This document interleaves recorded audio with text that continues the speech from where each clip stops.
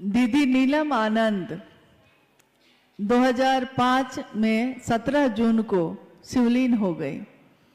आज से कितने वर्ष पहले साहब 4 सितंबर 2022 को शिवलीन हो गए और आज भी दीदी और साहब हम लोगों के साथ उसी तरह है, जरा भी कम नहीं हुआ है, रफ्तार और बढ़ गई है, नजदीकी और बढ़ गई है। शरीर में रहते जो थोड़ी दूरी भी थी वो भी अब खत्म हो गई है। आपने जानना चाहा है, आपने पूछा है दीदी नीलम आनंद जी के बारे में। 27 जुलाई 1952 को झारखंड में एक जिला है पलामू, वहां के मनातूगढ़ में दीदी माँ का जन्म एक जमींदार परिवार में हुआ। महुआर जगदीश्वर जीत सिंह की बेटी एक राज परिवार जैसा जीवन वो जी रही थी और जब उनका बचपन अब यौवन की तरफ गया तो उनकी शादी हुई साहब हैदरानंद जी से 22 मई सन 1972 को। 22 मई सन 1972 में साहब और दीदी जीवन संगिनी बने मनातूगढ़ में। और ये वो समय था जब साहब शमशान साधना किया करते थे। उन्होंने अपने जीवन के 12 वर्ष के बाद से 12वें वर्ष के बाद ही लगातार शमशान कब्रिस्तान साधना, कुंडलनी जागरण, योग, तंत्र, मंत्र, यंत्र, जितनी तरह की विधाएं होती हैं सबको आजमा लिया था। परंतु जब उनका विवाह हुआ मां नीलम आनंद से तो मां ने देखा कि मेरे पति एक तरफ साहब कानून की पढ़ाई कर रहे थे और एक तरफ वो शमशान साधना कर रहे थे। तुलना नहीं है, विसंगतियों में संगति की स्थापना करते हैं शिव। इसी तरह उनके जीवन को भी देखते हैं हम लोग तो अनमिल आखर जैसा है, विसंगतियों में ही संगति की स्थापना है। उन्होंने शमशान साधना भी जाना जारी रखा और साथ साथ उन्होंने कानून की पढ़ाई भी करना जारी रखा। सन 1974 में जब साहब श्री ने शिव को अपना गुरु बनाया, आरा के गांगी नामक स्मशान में जब वो बैठे थे अर्धरात्रि में, और अर्धरात्रि में उनके मन में ये आवाज गूंजी थी कि गुरु भगवान होते हैं तो भगवान गुरु क्यों नहीं है। उन्होंने शिव को अपना गुरु बनाया था। 1974 के बाद लगातार 1981 तक, जब तक कि साहब बीच में डिप्टी कलेक्टर हुए, बिहार प्रशासनिक पद पे पदाधिकारी हुए और पाटन में उनकी पोस्टिंग हुई। पाटन में बहुत सारी चमत्कारी घटनाएं हुई। मां नीलम आनंद जी के बारे में इतना ही कह सकते हैं कि उन सारे चमत्कारों की घटनाओं को जो घटित हो रहे थे उसमें उनकी सबसे ज्यादा भूमिका थी, क्योंकि स्वयं भगवती स्वरूपा, शक्ति स्वरूपा मां नीलम आनंद के लिए कुछ भी कहना उनके व्यक्तित्व को बहुत छोटा साबित करता है। उनके बारे में अगर कुछ कहना चाहे कोई तो कह नहीं सकता, उसके शब्द कम पड़ जाएंगे और उनकी ममता बहुत भारी पड़ जाती है। मां की ममता का कोई मोल नहीं, मां की ममता शब्दों में बांधी नहीं जा सकती। मां जो ममता बरसाती है वो ममता ही बरसाती रही। स्वयं उनके शक्ति या उनके आध्यात्मिक जो शक्ति है उसका आकलन कोई करना चाहे तो जगत का लोग नहीं कर सकता, क्योंकि ऐसी कितनी घटनाएं हैं जो ये बताती हैं कि उनके मन से या उनकी बात से क्या हो सकता है, क्या हो जाता है।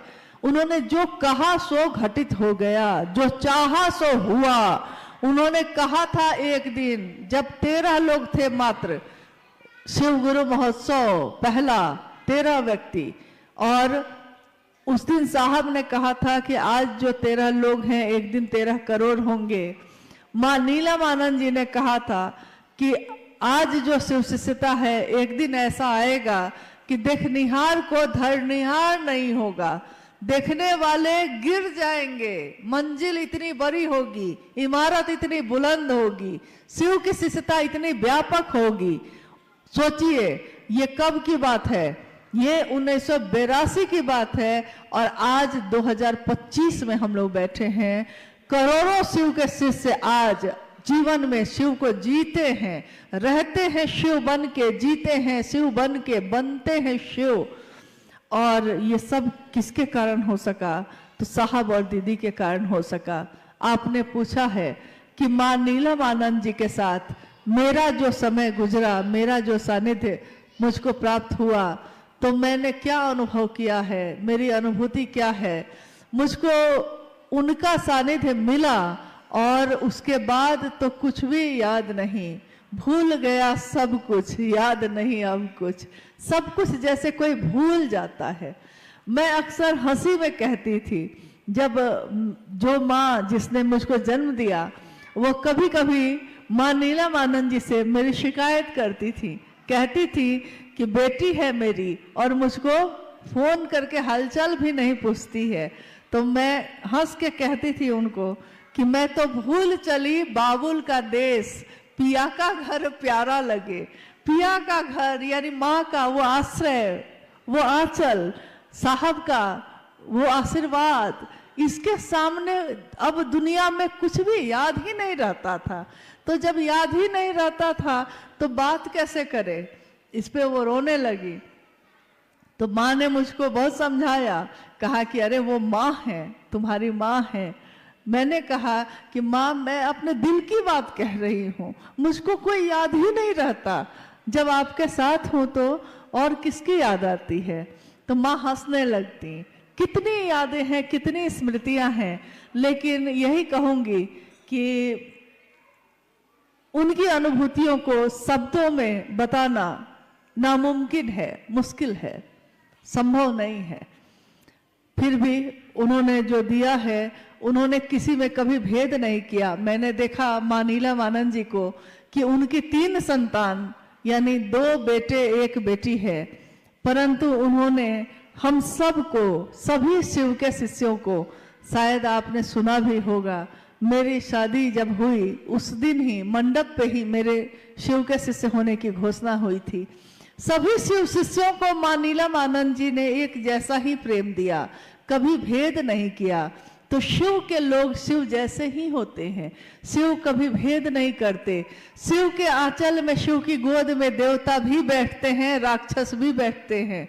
शिव अगर अमृत देते हैं तो वो सबके लिए देते हैं, वो किसी एक को चुनकर नहीं देते।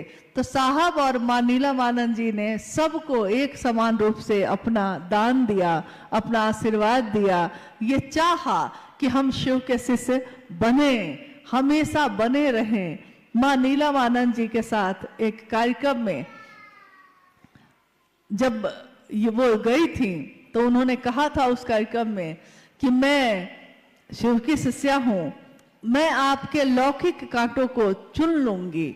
मतलब आपके जो लौकिक जगत है सबको कहा कि आप सब जो शिव के शिष्य हैं, आपके जीवन के लौकिक कांटों को, कष्टों को मैं चुन लूंगी, छाया बनकर आपके साथ सदैव रहूंगी, बशर्ते गुरु कार्य में बेईमानी नहीं। ये बात उन्होंने बार बार कही कि एक शर्त एक ही है मेरी कि गुरु कार्य में बेईमानी मत करिएगा, गुरु का काम, गुरु का नाम गुरु के लिए लीजिएगा, गुरु के ही होके रह जाइएगा। और छाप तिलक सब छीनी रे तो से नैना मिला के, हम सारे छाप तिलक जो जगत के हैं भूल जाते हैं जब हमारा मन शिव से लगता है। तो हम सब शिव के शिष्य बने रहें और कुछ नहीं है, हाँ, चलते रहें।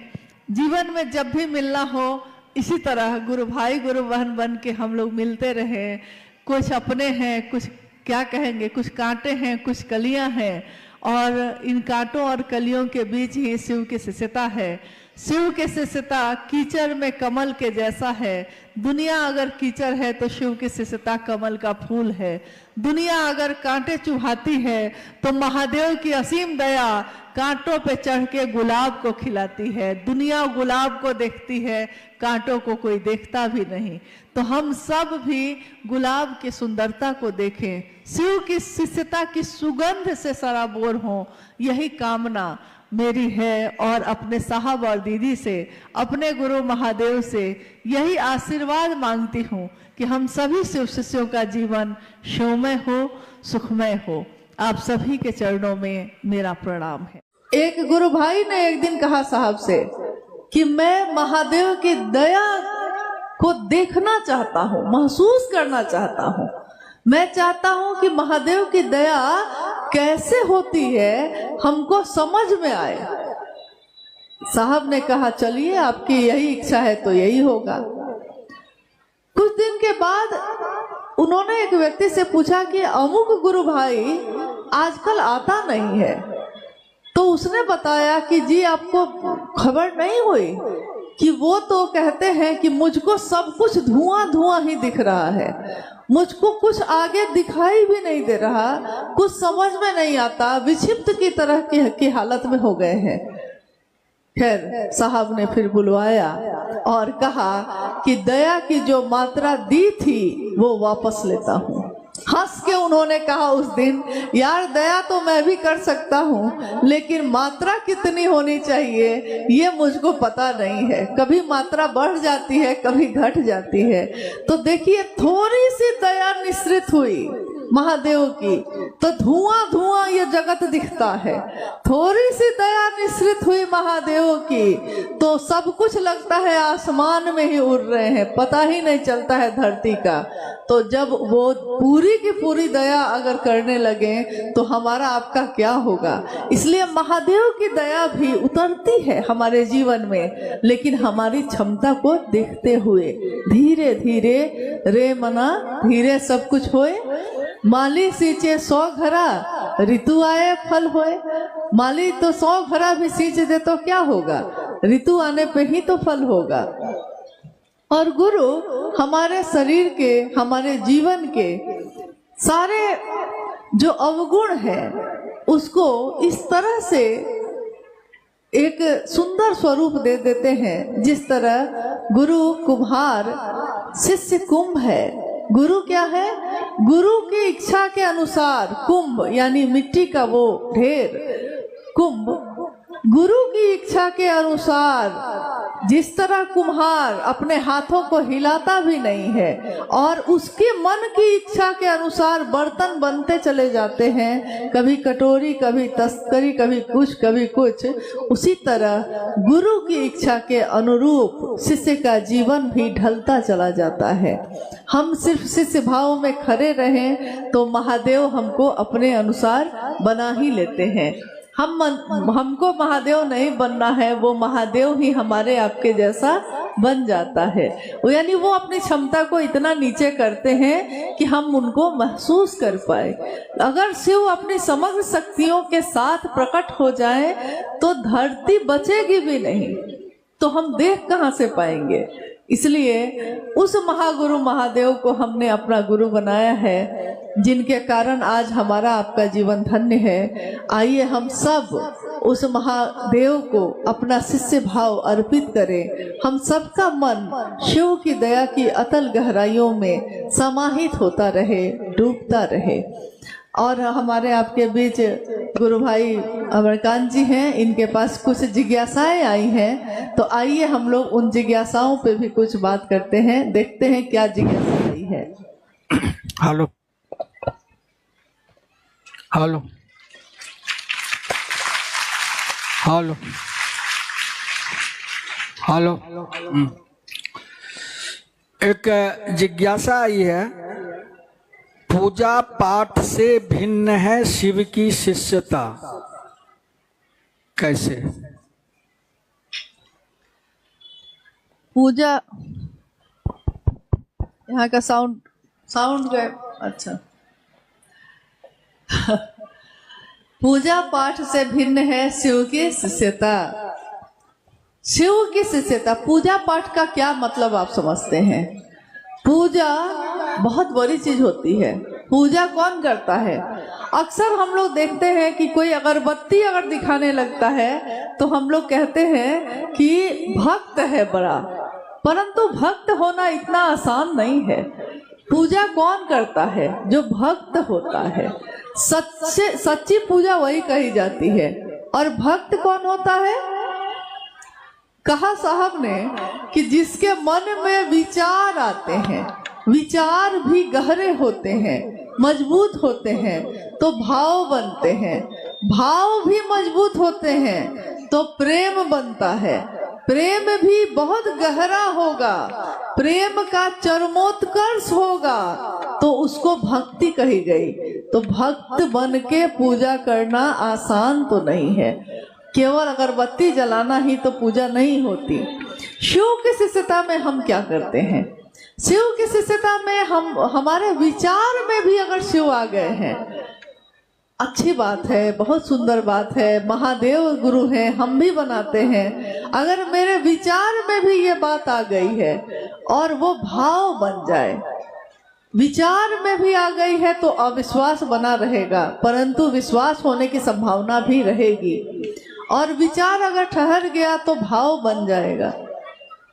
भाव स्तर पे ही गुरु से संबंध बन सकते हैं, क्योंकि गुरु भाव सत्ता है तो शिष्य भाव जब तक नहीं होगा तब तक गुरु और शिष्य का रिश्ता बन नहीं सकता। परंतु प्रारंभिक अवस्था में हम लोग महादेव को गुरु मानकर बात करना शुरू करते हैं। क्या बात करते हैं हम? महादेव की पूजा में क्या करते हैं? महादेव की पूजा में हम क्या गाते हैं? कर्पूर गौरम करुणावतारम संसार सारम भुजगेंद्रहारम सदा वसंतम हृदयारविंदे भवम भवानी सहितम नवामि। मतलब आपकी उनकी सुंदरता की इतनी बखान है और वो माँ भवानी के साथ मेरे हृदय में बस जाए हमेशा हमेशा के लिए, इसकी कामना है। कोई भी मंत्र हम जब जपते हैं, जब कोई भी आरती भजन गाते हैं तो उसमें हमारे भाव छुपे होते हैं। शिव की शिष्यता में जब हम शिव चर्चा करते हैं, किसी से महादेव से दया मांगते हैं तो अपने मन के लिए मांगते हैं, अपने शिष्य भाव के लिए मांगते हैं। महादेव को प्रणाम करते हैं तो मैं शिष्य हूँ तो मुझको प्रणाम करना चाहिए। परंतु जब महादेव की चर्चा करते हैं हम लोग तो उस चर्चा में महादेव की ही महिमा का गान करते हैं। महादेव ऐसे हैं, महादेव वैसे हैं, महादेव इतने सुंदर, महादेव इतने अच्छे, महादेव जब से मेरे गुरु हुए मेरे जीवन की पीड़ा खत्म हो गई। पीड़ा है, पीड़ा हटी नहीं, पीड़ा तो है ही, परंतु पीड़ा का अनुभव खत्म हो गया। जिस बात के लिए रोते थे उस बात को रोने का कारण छूट गया, क्योंकि महादेव जो मिल गए। तो देखिए, शिव की पूजा ही है शिव की शिष्यता भी, परंतु इस पूजा में न तो जल है, न तो फल है, न तो फूल है। इस पूजा में हृदय ही बिछा है। कहते हैं सारी दुनिया बिछाती है फूल, दिल अपना बिछाएंगे हम। शिव के शिष्य अपना हृदय बिछाते हैं अपने गुरु के लिए। और सबसे बड़ी पूजा वही होती है जिसमें भाव शामिल हो। जिस भाव से हम महादेव की बात करते हैं वही भाव हमको फिर आगे लेके जाता है, और महादेव भी भाव ही ग्रहण करते हैं। उनको हमारी इन चीजों से क्या वास्ता, हम कुछ दे भी दें तो उनके लिए क्या इसका मतलब है।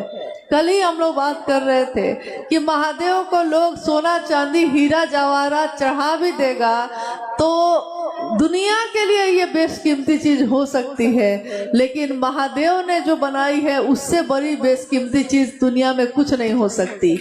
कौन सी चीज बनाई है उन्होंने? मिट्टी बनाई, मिट्टी की कोई कीमत आप नहीं दे सकते। उन्होंने जल बनाया, जल की कोई कीमत आप नहीं चुका सकते। जल आपकी प्यास बुझाता है, मिट्टी आपको पोषण देती है। अग्नि बनाई, अग्नि जो हमारे भूख को खत्म करती है। अग्नि ना हो तो भोजन कैसे बने, और भोजन बनता है तो हमारी भूख खत्म होती है। अग्नि ना हो तो हमको रोशनी कैसे मिले, तो रोशनी मिलती है। उसकी क्या कीमत दे सकते हैं? आग की क्या कीमत है? किसी के द्वारा चुकाई जा सकती है? ये नहीं चुकाई जा सकती। सबसे बेशकीमती चीज है वो सारी चीजें, हवा, वायु, प्राण चलाती है हमारी आपकी, हम उसकी कोई कीमत नहीं चुका सकते। क्या हम वायु से बढ़ के कोई कुछ चीज है मेरे पास जो हम महादेव को चढ़ा सकते हैं? आकाश बनाया, आकाश जो पूरे गैसों का समूह है, नीला दिखता है, परंतु इस आकाश का ओर छोर किसी को पता नहीं, अनंत है ये। हमको लगता है कि वहां मिलता है, लेकिन जितनी दूर जाते जाइएगा आकाश उतनी ही दूर होता जाता है। महादेव ने आकाश, वायु, अग्नि, जल और पृथ्वी जो बनाई, मिट्टी जो बनाई, उसकी कीमत इस जगत के लोग चुका नहीं सकते। तो हम उनको क्या हीरा मोती और सोना चांदी चढ़ाएंगे? हम उनको क्या दे सकते हैं? लेकिन हमारे हृदय का भाव दे सकते हैं, और हृदय के भाव की भी कीमत नहीं होती। प्रेम को खरीदा नहीं जा सकता। प्रेम हाट में बिकता नहीं है कि जाके खरीद लीजिएगा। आप इंसान के शरीर को खरीद सकते हैं, लेकिन उसके हृदय को नहीं, उसके मन की भावनाओं को नहीं खरीद सकते। वो बेमोल बिकती है, उसका कोई मोल नहीं। एक जिज्ञासा है, शिव चर्चाओं में शिव चर्चा करते करते गुरु बहन सब नाचने लगती है, क्या ये उचित है? पूछ रहे हैं बिरलापुर के मोहन जी। अच्छा, फिर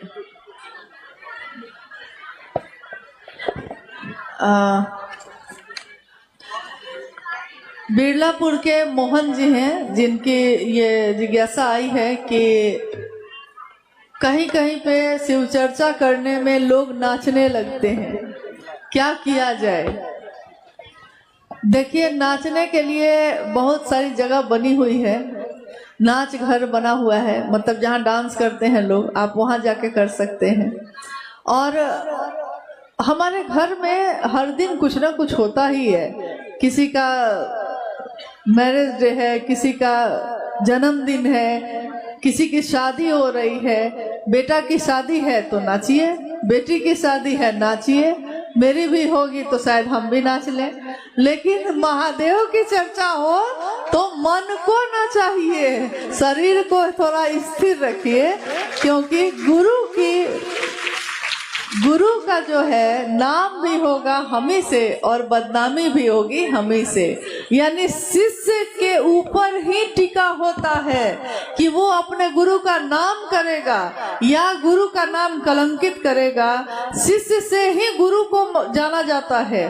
संत की ऊंचाई नापी नहीं जा सकती, परंतु गुरु की ऊंचाई नापी जा सकती है उसके शिष्यों को देखकर। उसके शिष्य कैसे हैं, क्या करते हैं, उसको देखकर बताया जाता है कि इसके गुरु कैसे होंगे। तो मेरे गुरु महादेव नटराज भी हैं, नृत्य के भी सम्राट हैं वो नटराज। लेकिन उनका जो नृत्य है, उनका जो नर्तन है, उससे पोषण पैदा होता है। अगर शिव के थाप ना हो धरती पे तो यहाँ गेहूं की एक बाली भी पैदा नहीं हो सकती। तो महादेव की थाप से गेहूं की बालियां पैदा होती हैं, अनाज पैदा होते हैं। अगर आपके नृत्य करने से अनाज पैदा हो जाए तो जरूर करिए, लेकिन ऐसा होता नहीं है। इसलिए निवेदन है कि कम से कम शिव चर्चा को अपनी मनोकामना की जगह मत बनाइए। आपकी क्या कामना है ये आप अपने घर में पूरा करिए, लेकिन जब शिव चर्चा स्थल पे जाते हैं तो कृपया निवेदन है कि ऐसा कोई कृत्य मत करिए जिससे महादेव का नाम कलंकित हो, लोग देखकर हंसी उड़ाए। ऐसा कोई काम शिव का शिष्य नहीं करता। ऐसा नहीं है कि नृत्य करना खराब है, ऐसा बिल्कुल नहीं है। नृत्य तो मन अगर झूमता है तो नृत्य करते हैं लोग, गलत नहीं है ये। लेकिन शिव चर्चा स्थल के अनुसार कहाँ पे कर रहे हैं आप?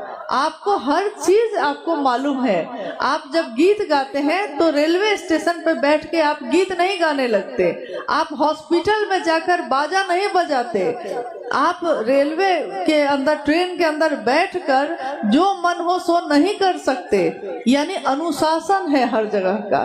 तो शिव चर्चा का भी एक अनुशासन है, और ये अनुशासन स्व अनुशासन है। स्वयं में ये अनुशासन होना चाहिए कि शिव का शिष्य वही करेगा जो उसके साहब दीदी ने कहा है, जो शिव के लिए कहा है। महादेव के लिए क्या करना, तो महादेव के लिए कर सकते हैं, करना चाहते हैं तो जरा अपनी जिंदगी को लुटा कर दिखाइए महादेव के लिए। नृत्य करना कौन सी बड़ी बात है, लुटाना है तो जिंदगी लुटा कर देखिए, क्योंकि लोग तो सामान लुटाते हैं, आप अपनी जिंदगी लुटा दीजिए महादेव के लिए। इससे सुंदर बात और क्या होगी। एक जिज्ञासा ये है, मंदिर के शिव, आप लोग सुनिए, बैठिए। ये जिज्ञासा अंतिम जिज्ञासा है जी। और इसके बाद आज का ये कार्यक्रम जो है समापन की ओर है, इसलिए कृपया ध्यान पूर्वक इसको सुनिए। और कार्यकर्ताओं से मेरा निवेदन है कि कृपया वो स्थिर हो जाएं। मंदिर के शिव और साहब के शिव में कोई अंतर है क्या? मंदिर के शिव और साहब के शिव में कोई अंतर है जी। मंदिर का शिव, साहब का शिव, शिव तो वही है, लेकिन हमारा जो जुड़ाव है महादेव से, अंतर उसी से होता है। आदमी तो वही है, किसी के लिए वो जान भी दे सकता है और किसी के लिए जान ले भी सकता है। किसी के लिए वो बिल्कुल परवाह नहीं करता है और किसी के लिए इतनी परवाह करता है कि पूछिए मत। साहब ने आज से इतने वर्ष पूर्व, बहुत वर्ष पूर्व कहा कि रे रे कहानी सुनाई उन्होंने, अंबाला के सूबेदार की कहानी सुनाई थी।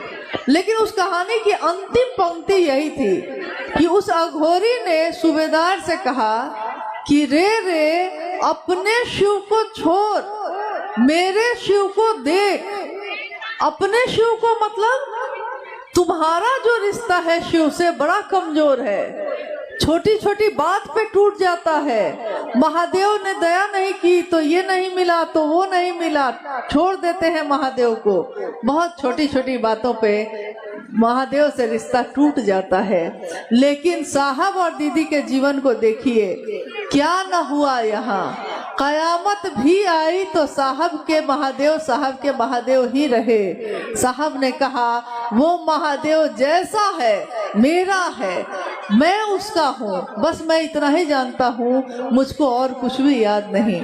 तो मेरा जो महादेव से रिश्ता है वो महादेव के लिए बहुत अर्थ इसके बहुत गहरे हैं और बदल जाते हैं, क्योंकि उन्होंने जो साहब ने जो महादेव को जाना तो महादेव को चाहा, महादेव को चाहा। और हम सब क्या कहते हैं, महादेव से चाहते हैं, महादेव से मुझको ये मिल जाए, महादेव से मुझको वो मिल जाए।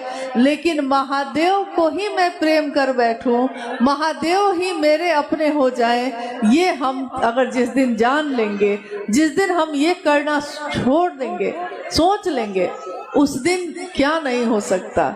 जिस दिन साहब ने कहा कि जिस दिन आप उस महादेव के लिए रो सकते हैं, अगर आप रो सकते हैं, आप रोते हैं अपनी कामनाओं के लिए, आप रोते हैं अपनी इच्छाओं के लिए, लेकिन है जिस दिन आप महादेव के लिए रोने लगिएगा, जिस दिन आपके आंखों से महादेव के लिए आंसू बहेंगे, उस दिन धरती पे क्या नहीं हो सकता। ये धरती अपनी जगह छोड़ सकती है, आसमान अपनी जगह से हट सकता है, कुछ भी हो सकता है, लेकिन शर्त यह है कि महादेव के लिए रोया है आपने, आप रो पाए हैं महादेव के लिए।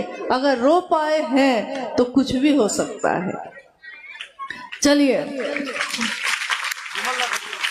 बहुत अथक परिश्रम से और बहुत ही मेहनत से सभी गुरु भाई गुरु बहनों ने जिसके पास जो था मतलब सामान नहीं, पैसा नहीं, जो था मतलब जिसके अंदर जो श्रद्धा थी, जिसके अंदर जो भाव